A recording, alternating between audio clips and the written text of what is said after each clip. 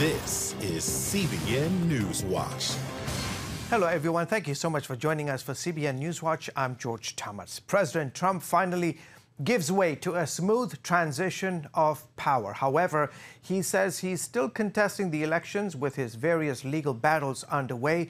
This as Joe Biden announced his national security team from Wilmington, Delaware today. CBN's Dale Hurd gives us a look at what a Biden White House and agenda might look like. The so-called progressive wing of the Democratic Party hopes a possible Biden administration delivers. Even Bernie Sanders, who as a young socialist honeymooned in the Soviet Union, says he expects to be happy with a Biden administration's progressive agenda. I fully expect that the Biden administration will be advocating those proposals that they agreed to. And that should make conservatives concerned. Conservatives will find the wish list for the Democrats' agenda to be expensive, intrusive, and scary.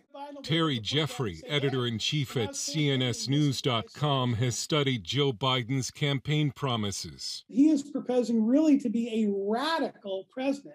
He's going to be far left. He's not a moderate in terms of the policy promises he has made. As president, Biden has said he wants to turn the Roe v. Wade abortion decision into federal law and make it part of taxpayer-funded health care. He's promised to order insurance companies to cover sex change operations. He's going to issue an order, he says, on his first day in office that forces all public colleges and public schools to recognize the quote-unquote gender of a person's choice, of a student's choice, and then let them play on the sports teams, use the locker rooms, use the restrooms of the sex they claim to be, not the sex that they are anatomically or biologically. Biden wants to prohibit anyone convicted of a misdemeanor hate crime from owning a firearm. A misdemeanor hate crime in some states can simply be advocating too strongly against the gay agenda. Biden's transition team leader for media, Richard Stengel, has said he wants to redefine freedom of speech and wrote in the Washington Post that he thinks hate speech should be made a crime. His possible choice for press secretary, Karina Jean-Pierre, has been described by the Jewish Voice as an anti-Israel radical.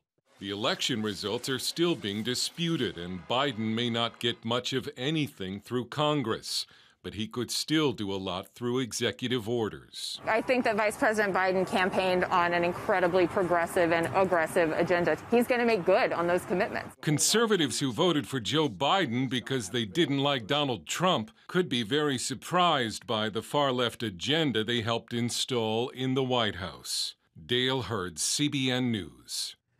Thank you, Dale. Mr. Biden has made most of his cabinet picks known and announced his national security team today. You can find the full story on those at cbnnews.com. You know, one reason President Trump says he's doing his part finally for a smooth transition is because of the decision out of Michigan last night to certify the votes and not to do a full audit. Joining us now is Monica Palmer, a Republican canvasser in Wayne County, Michigan. Monica was a part of the call where officials made the decision, and she joins me now. Thank you so much for coming on the broadcast, Monica. Tell us how the decision came about and what it means in Michigan and for President Trump's legal battle. Well, the State Board of Canvassers met yesterday after lengthy discussion, spirited discussion. They voted 3-1 to certify. So the election for Michigan has been certified. At this point now, recounts and audits can happen. According to Michigan state election law, audits cannot happen prior to certification. So the legal teams can move forward now with the different avenues that they've been asking for. Yeah. Monica, tell us why you didn't want to certify the votes originally in your county. What did you see and experience? I saw that the number of absentee ballots listed in the poll book as received did not match the total of ballots that were counted on election night in a majority of the absentee precinct or counting boards. It's the job of the canvass to ask questions, to get in additional information from the clerk if possible, to explain those differences in the ballots. A lot of times you can find an explanation if there was maybe an envelope not scanned, but there were several absentee counting boards that we were not able to get those answers to completely reconcile. We were provided with a batch of revised poll books with the updated statement of voters the day before the certification, and I did not have the opportunity to review that documentation before the vote. In addition, we were not provided with a written executive summary of the list of precincts that were in or out of balance and the ones that were explained. That was delivered orally. And in my opinion, I can't attest to certified documentation that I don't have provided to me. Sure. What is your greatest concern beyond this election for vote integrity in our nation? I believe that what we've seen in Michigan with the passage of same-day registration and no reason absentee ballots, that it's put a little bit more stress on a system that may have had smaller issues. Those issues have been greatly increased by those legislations, and we need to look at some reforms to help look at how we're processing and try to make this process easier to manually take care of. And your decision initially not to certify the votes really got you in some heated arguments, right?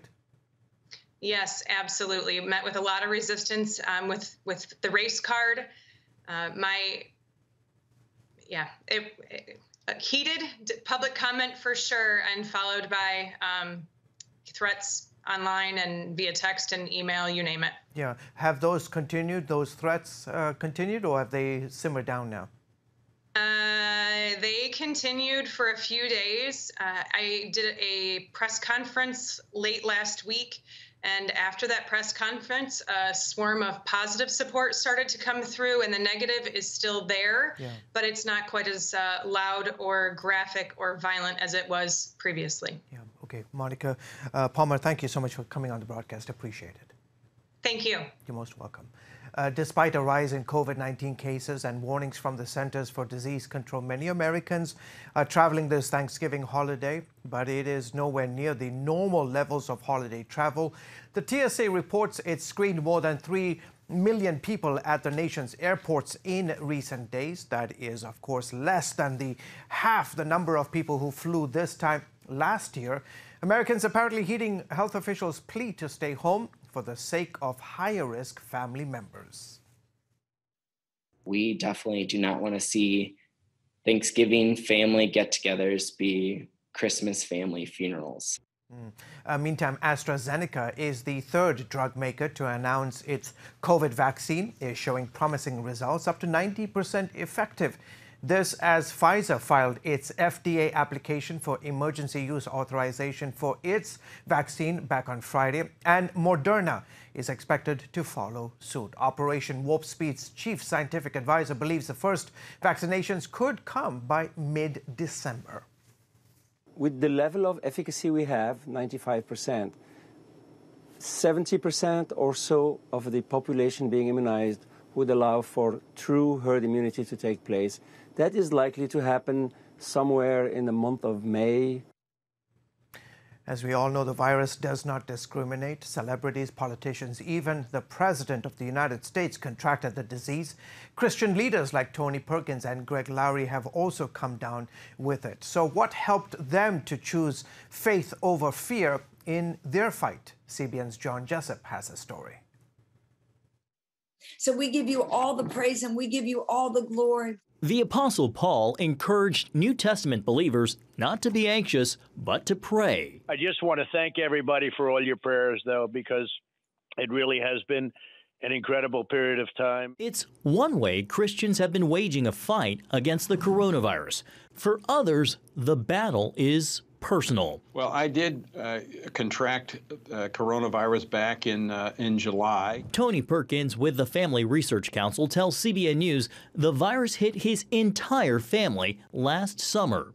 My daughter's actually an ER nurse working with at the time working with the coronavirus patients, so we're not sure if maybe that's where it came from or through traveling. His symptoms lasted about 2 weeks, and a recent test reflected he now has COVID antibodies. It's actually as a part of, John, the defense of this for the broader society. As people get this, they become barriers to the spread of it. Perkins attended September's White House Rose Garden ceremony, now labeled a super spreader event, 2 seats away from former New Jersey Governor Chris Christie, who, along with the president, first lady, and several others, contracted the virus.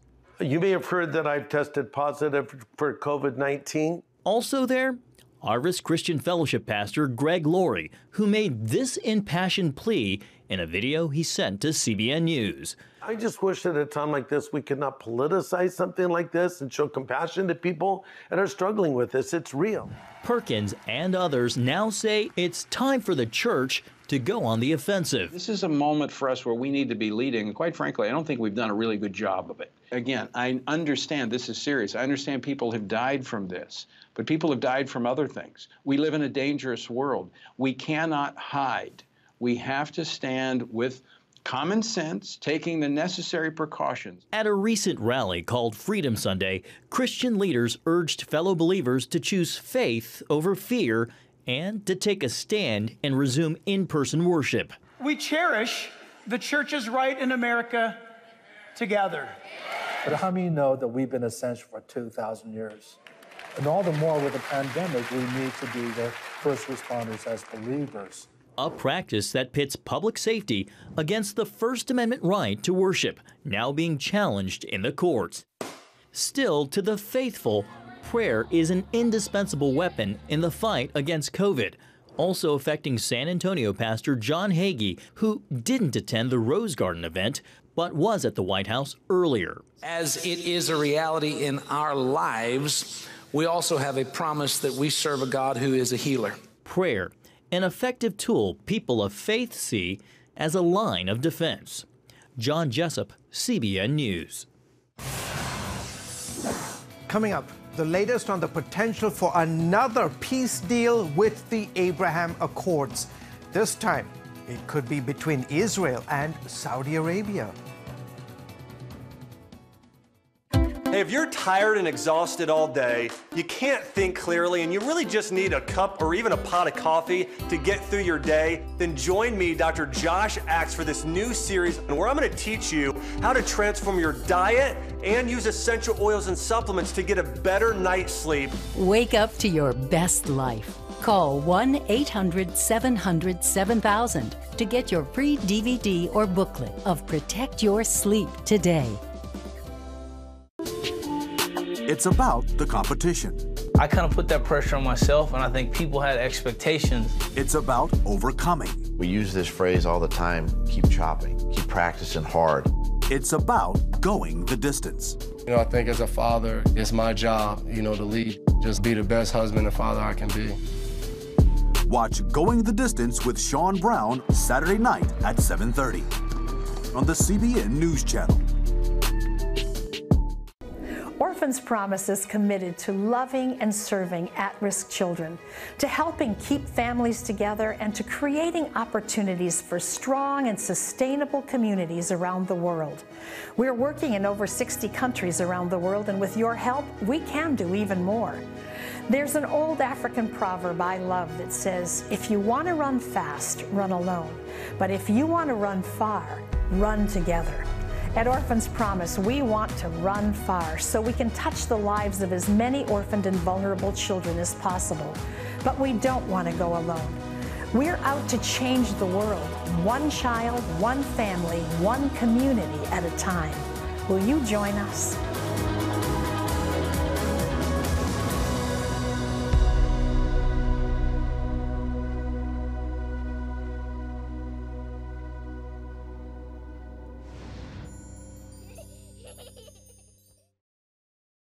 Get the top political news and analysis from Washington on Faith Nation, tonight at 6 Eastern, only on the CBN News Channel.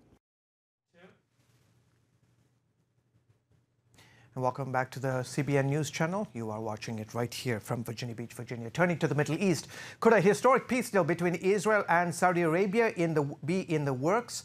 Our Middle East Bureau Chief has the latest. During a meeting of his Likud party, Israeli Prime Minister Benjamin Netanyahu refused to confirm or deny the trip to Saudi Arabia.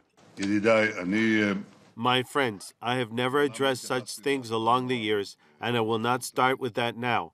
And I can only tell you that for years as Prime Minister, I have spared no effort to strengthen Israel and expand the circle of peace. And with the help of God, we managed to do that with our neighbors, with the Emirates, with Bahrain. And I also hope that this wave will always go and expand.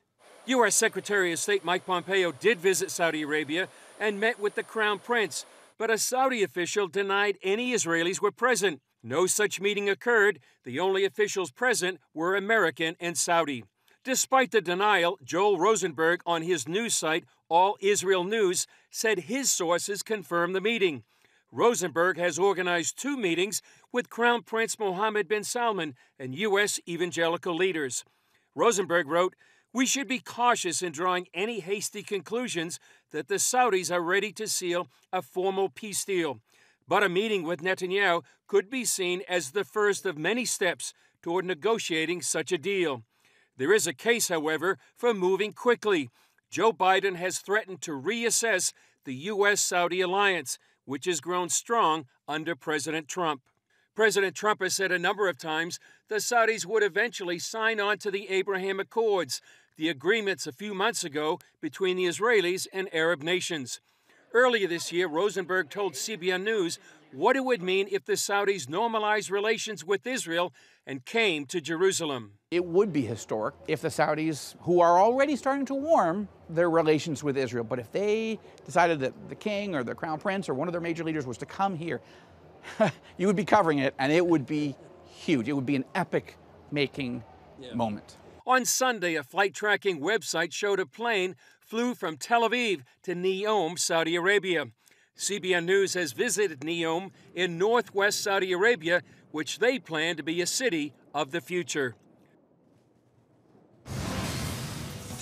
Still ahead, some important tips for cooking a Thanksgiving turkey that is delicious and safe for your family. Yum. Daddy? Yeah, buddy. How many nickels are in $1? There are 20 nickels in $1. How do birds fly? Does milk really make my bones stronger? Yeah. Daddy, when we die, will we go to heaven? Do you have the answer to life's biggest question?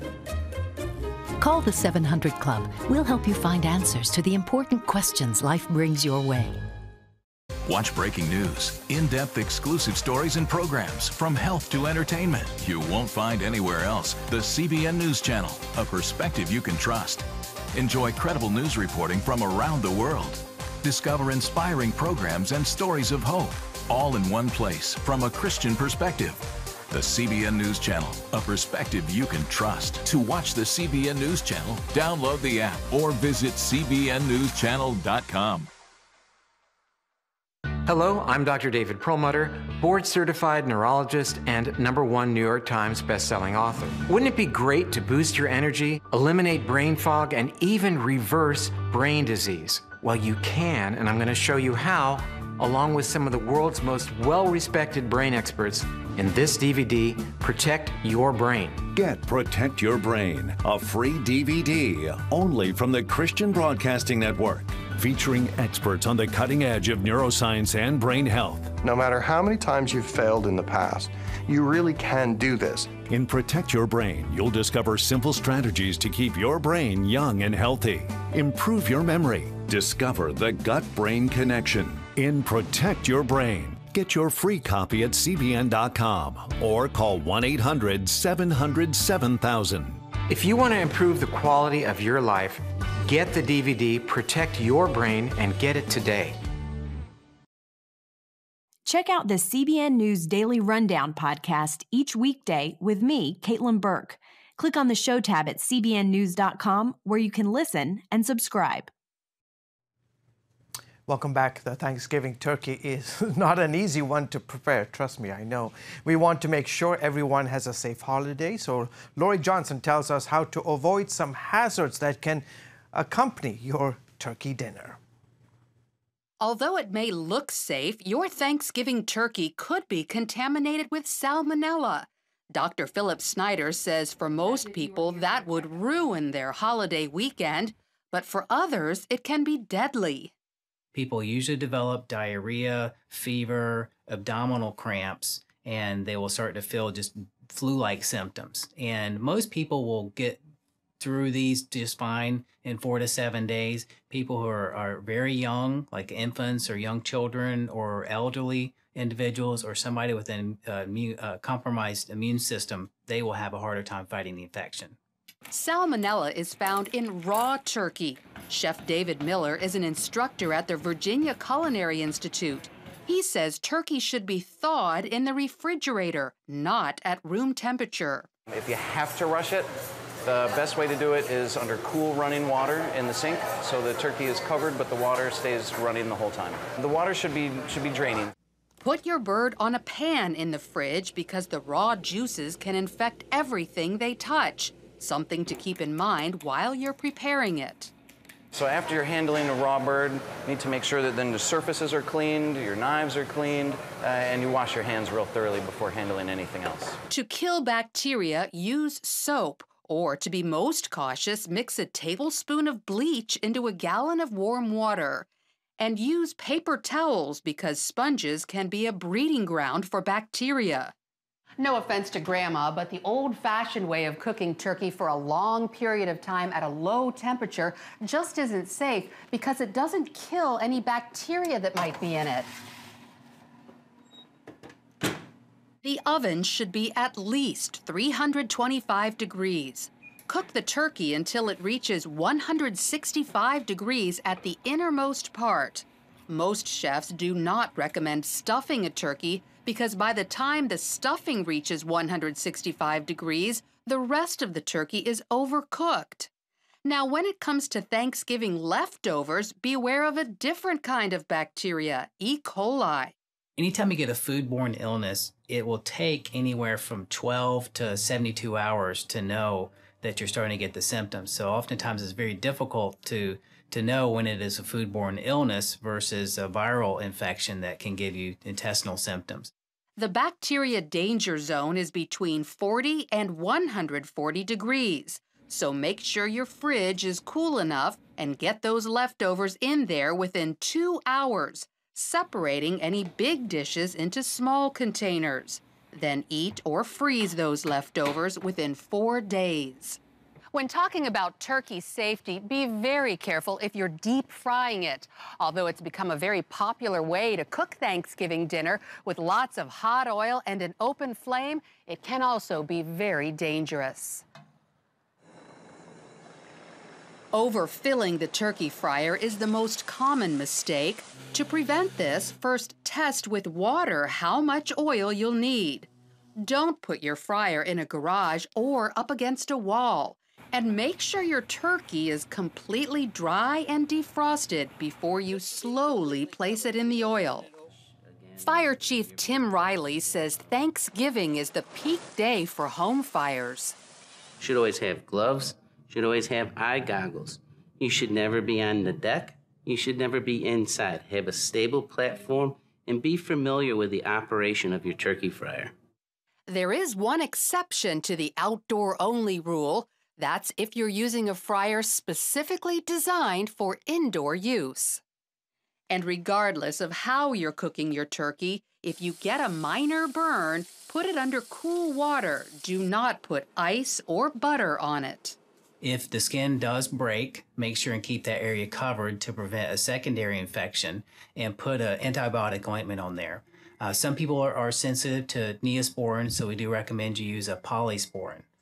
And if there is a blister from the burn, try not to pop the blister, but keep it covered as long as possible. And don't use hydrogen peroxide because that will damage the cells that are trying to repair the injury. Hopefully, these turkey safety tips will help you and your family sidestep any mishaps and fully enjoy the blessings of Thanksgiving. Lori Johnson, CBN News. It's a moment of praise that is totally precious. We'll show you more and tell you all about this little one's habit of praise. right after this.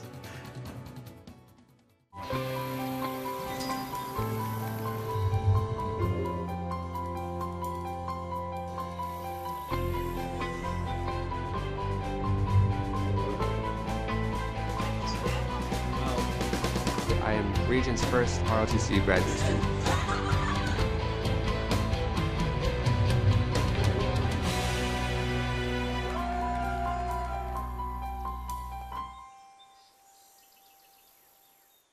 Five, four, three, two, one.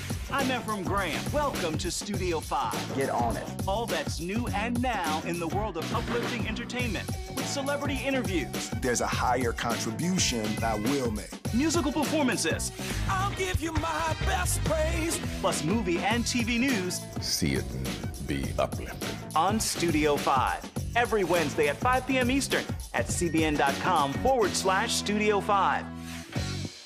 How'd you like to get a redo on your health, on your body, on your arteries, so you could have the energy you had 20 years ago? The great news is you can. I'm Dr. Mike Roizen, chair of the Wellness Institute at the Cleveland Clinic. I've written 4 New York Times bestsellers. But even better than having to read all that, you can listen to this DVD and watch it. Protect your heart? Yes, you can. Here's how.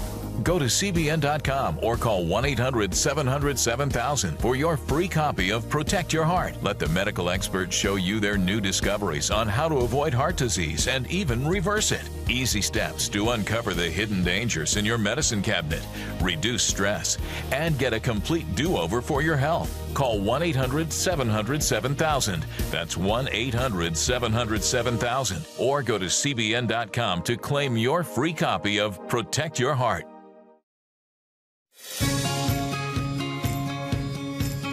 Young people, millennials, are flocking to church. It's not an exaggeration to say that we love to meet them and that we love to know their stories. We want to close this newscast on a worshipful note. It is NBA star Steph Curry and his wife Aisha's baby boy worshiping to praise music. Take a look.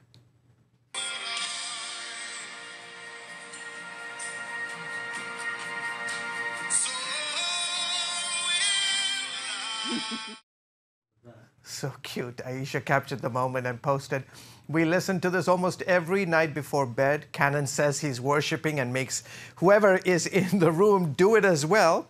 It's the sweetest. I tried to record him the other night and got caught. I love this boy so much." At Stephen Curry 30, you're the best dada. Thank you for spearheading a faith-filled home. We love you.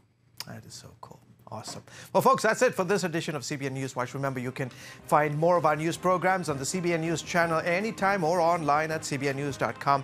Hey, tell us what you think about the stories you've seen here by emailing us at newswatch@cbn.com, or you can reach out to us on Facebook, Twitter, and Instagram. From all of us here from the headquarters of the Christian Broadcasting Network in Virginia Beach, Virginia, wish you all a fantastic week ahead, what's remaining of it. Goodbye, and God bless.